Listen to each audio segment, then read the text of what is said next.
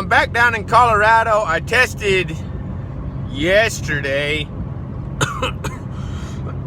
for a company and made the test, and today was my first day and went out and went to work. So anyways, I'm on my way home right now. Today, I feel like a lot of people, they get nervous about their first job. And I'm gonna tell you about my first job and the whole experience. And I can promise you that if you guys will have a great attitude about it, that you will practice, be as good as you can be before you go out there. You're not going to be a great welder on your first job. I promise you. Everybody and their dog will know that you are very green at what you do. And anyways, I'll tell you about my first job. I spent probably a month trying to get somebody to give me a test. I called everybody. I called people. I mean, I was pretty familiar with the oil field. Like, I understood the oil field. But, I mean, I was calling people I didn't even know what their job was in the oil field. Hydrovac trucks, they use water to basically dredge out all this mud and dirt so they can get to the pipe without having to use, like, a backhoe. I was calling them saying, hey, do you guys have a pipeline that I can come weld on? And they were like, no. And anyways, wound up convincing Bob. His name was Bob. Worked for Joe Max. And he's like, all right, come down. You can come test. I got a pipeline that needs welded together. So I wound up coming down, and within probably 5 minutes of striking off an arc trying to test, they busted me out. The inspector's name was Lynn. I only remember his first name because Lynn's my dad's name too. So anyways, he busted me out. Well, him and Bob, I kind of watched him because I was super depressed, guys. I had $200 to my name, and I drove all the way from Idaho to Colorado. I made a deal with the freaking lady that was running the campground. I said, listen, I have a test. I can't pay you. I got to make this test, and then I can pay you. This lady is a complete sweet. She helped me out like you wouldn't believe. But anyways, she's like, all right, go test.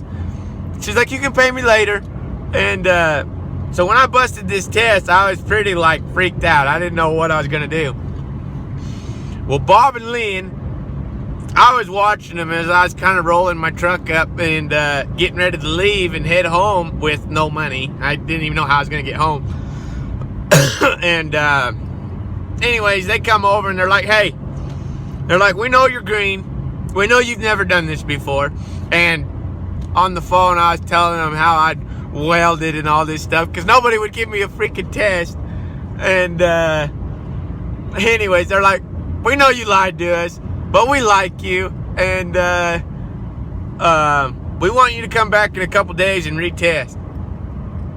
And I was like, holy moly, guys, I very much believe in a greater power, no doubt about it. Anyways, Bob, he wound up, he's like, go cut a couple coupons, bring them over here, and I'm gonna help you run these coupons, and then here in the next couple days, you come back and test.